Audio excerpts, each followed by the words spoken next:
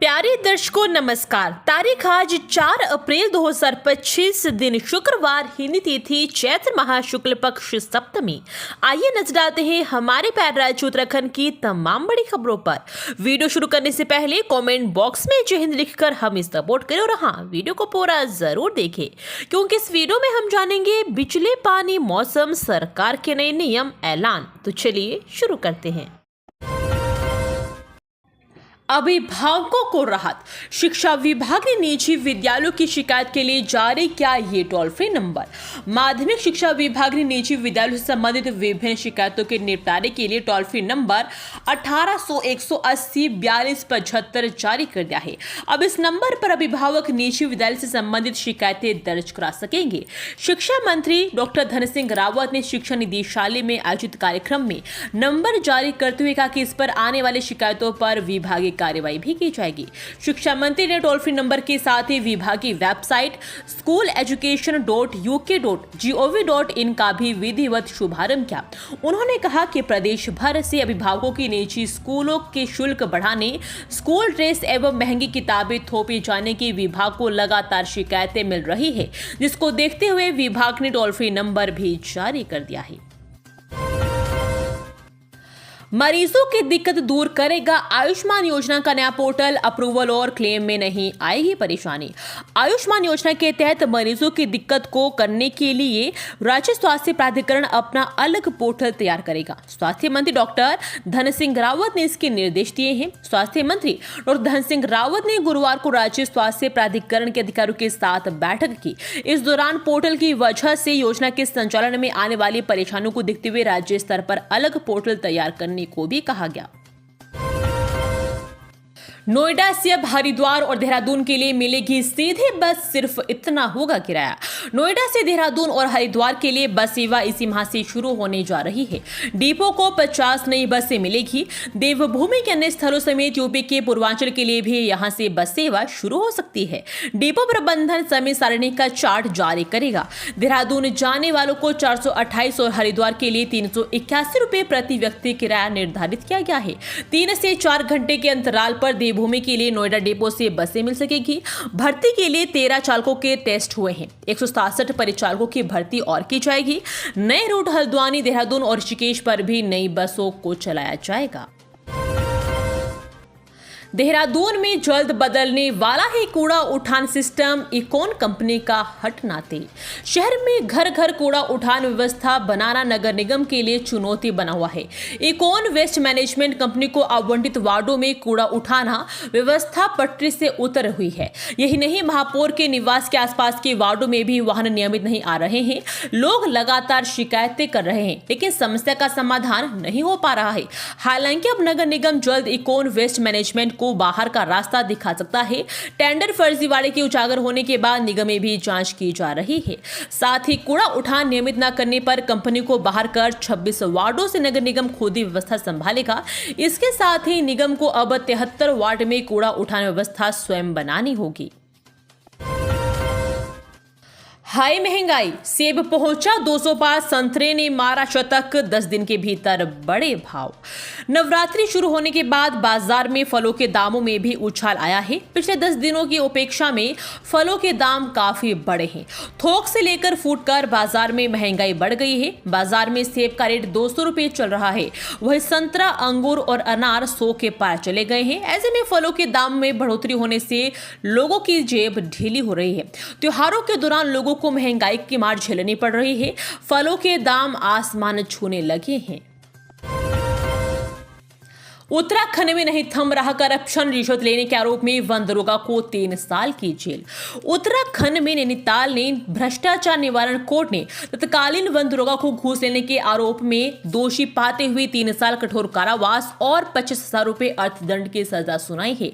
मामले के अनुसार रामनगर के गुलजारपुर वन चौकी के वन दरोगा शैलेंद्र कुमार चौहान को सतर्कता अधिष्ठान हल्द्वानी की टीम ने 2 अप्रैल 2019 को कोसी नदी में खनन में लगे वाहनों को छोड़ तोड़ने की एवज में 1 लाख रुपए घूस लेते हुए रंगे हाथ गिरफ्तार किया था। आरोपी के खिलाफ भ्रष्टाचार निवारण अधिनियम की धारा 7 के तहत अभियोग पंजीकृत किया गया है। साथ ही विशेष न्यायाधीश भ्रष्टाचार निवारण और अपर जिला एवं सत्र न्यायाधीश प्रथम नीलम रात्रा की अदालत में वाद चलाया गया। अभियोजन अधिकारी दीपा रानी की ओर से 15 गवाह अदालत में पेश किए गए। उत्तराखंड में बिना लाइसेंस के कुट्टू के खुले आटे की बिक्री पर रोक, उल्लंघन पर होगी कड़ी कार्रवाई। मिलावटी कुट्टू के आटे से बने पकवान खाने से देहरादून में करीब 300 लोगों के बीमार होने के बाद उत्तराखंड सरकार ने सख्त नियम बनाए हैं, जिसमें बिना लाइसेंस के कुट्टू के खुले आटे की बिक्री पर रोक लगा दी गई है। साथ ही उल्लंघन करने वालों के खिलाफ कड़ी कार्रवाई होगी। स्वास्थ्य सचिव एवं खाद्य सुरक्षा एवं औषधि प्रशासन विभाग के आयुक्त डॉक्टर आर राजेश कुमार ने बताया कि अब कुट्टू के आटे की बिक्री केवल सील बंद पैक में होगी और अगर कोई खाद्य कारोबारी कुट्टू का खुला आटा बेचता पाया गया तो उसके खिलाफ कड़ी कार्रवाई की जाएगी। कुमार ने बताया कि खाद्य सुरक्षा एवं औषधि प्रशासन विभाग ने कुट्टू के आटे की गुणवत्ता सुनिश्चित करने और मिलावटी एवं संदूषित आटे के कारण होने वाला बीमारियों की घटनाओं को रोकने के लिए सख्त नियम लागू करने का निर्णय लिया है। चैत्र नवरात्रि के अवसर पर मिलावटी कुट्टू के आटे से बने पकवान खाने के बाद सोमवार को करीब 300 लोग खाद्य विषाक्तता के शिकार हो गए थे। कुमार ने बताया कि मुख्यमंत्री पुष्कर सिंह धामी एवं स्वास्थ्य मंत्री डॉक्टर धन सिंह रावत के निर्देश पर राज्य में कुट्टू के आटे की बिक्री को लेकर नए दिशा निर्देश जारी किए गए हैं। प्रदेश के 8 शहरों में बनेगी तेज खेल अकादमी, लेगेसी प्लान का ड्राफ्ट किया गया तैयार। उत्तराखंड के 8 शहरों में तेज खेल अकादमी खेली जाएगी। इसके लिए लेगेसी प्लान का ड्राफ्ट भी तैयार हो चुका है। इसके तहत 38वें राष्ट्रीय खेलों के दिशा निर्देश, विदेश से मंगाए गए लगभग 100 करोड़ के खेल उपकरणों की देखरेख सुनिश्चित होगी। साथ ही तेज खेलों की अलग अलग अकादमी बनने से राज्य से श्रेष्ठ खिलाड़ी तैयार हो सकेंगे। इस योजना का करीब 33 करोड़ रुपए का खर्च आएगा।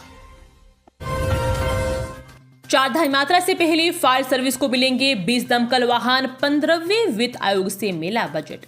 दमकल वाहनों की कमी से जूझ रही फायर सर्विस को जल्द ही नए वाहन मिलने वाले हैं। इसमें छोटे बड़े 20 वाटर और फोम टेंडर चारधाम यात्रा से पहले विभिन्न जिलों की फायर सर्विस यूनिट और स्टेशन में तैनात किए जाएंगे। इनमें से 2 दमकल वाहन देहरादून जिले को भी आवंटित किए गए हैं। इसके अलावा फायर सर्विस जल्द ही कई और वाहनों को खरीदने जा रही है। साथ ही विश्व बैंक को भी वाहनों की खरीद के लिए बजट की मांग विभाग की ओर से की गई है। लंबे समय से प्रदेश से दमकल विभाग में मूलभूत सुविधाओं का टोटा बना हुआ है। कई जिलों में फायर सर्विस के भवक तक नहीं है। पानी ना आए तो सीधे इस नंबर पर करें शिकायत। कंट्रोल रूम से महकमा लोगों की समस्या सुनेगा। गर्मी के सीजन में पेयजल किल्लत से निजात पाने के लिए जिला प्रशासन व जल महकमा कंट्रोल रूम स्थापित करने जा रहा है। इतना ही नहीं, कंट्रोल रूम से ही महकमा लोगों की पेयजल से जुड़ी शिकायतों को सुनकर उनका समाधान भी करेगा।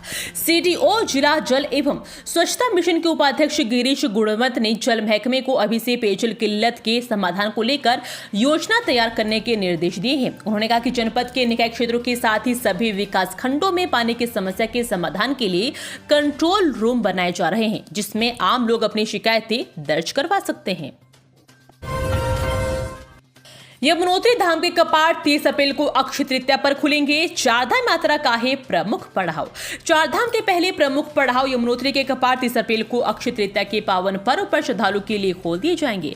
इससे पूर्व मां यमुना की डोली अपने शीतकालीन प्रवास खरसाली से सुबह 8 बजे यमुनोत्री धाम के लिए रवाना होगी। यमुना जयंती के अवसर पर यमुना मंदिर परिसर खरसाली गाँव के कपाट खुलने का समय लग्न निकाला गया, जिसके अनुसार 30 अप्रैल को 11:55 रोहिणी नक्षत्र सिद्ध योग शुभ लग्न पर यमुनोत्री यमुना मंदिर के कपाट खोले जाएंगे।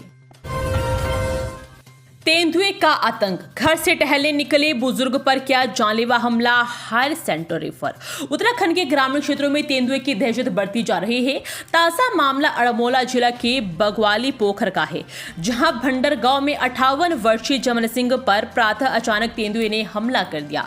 वहीं इस जानलेवा हमले में जमन सिंह गंभीर रूप से घायल हो गए। चिकित्सकों ने उन्हें हायर सेंटर रेफर किया है।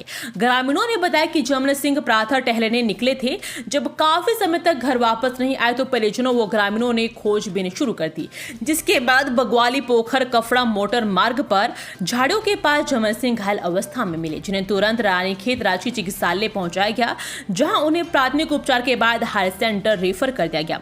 अस्पताल के सीएमएस डॉक्टर संदीप दीक्षित ने कहा कि तेंदुए के हमले से मरीज के गले में चोटें आई है, जिन्हें प्राथमिक उपचार के बाद ईएनटी सर्जन को दिखाया गया। उन्होंने बताया कि इसमें नेशनल स्पेशल सर्जरी का आवश्यकता है, इसलिए इन्हें हायर सेंटर रेफर किया गया है।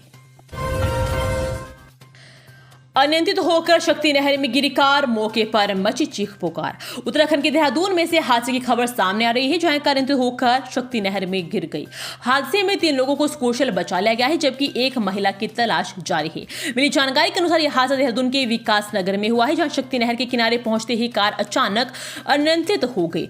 इससे पहले कि वाहन चालक कुछ सोच समझ कर पाता, कार नहर में गिर गई। हादसे के दौरान कार में 4 लोग सवार थे। वहीं स्थानीय लोगों की सहायता से कार में सवार एक मासूम समेत 3 को बचाया गया, जबकि मौके पर पहुंची एसडीआरएफ लापता महिला की तलाश में जुट गई है। ये थी आज की फटाफट खबरें। हम मिलेंगे अगले बुलेटिन में, तब तक के लिए धन्यवाद। जय हिंद।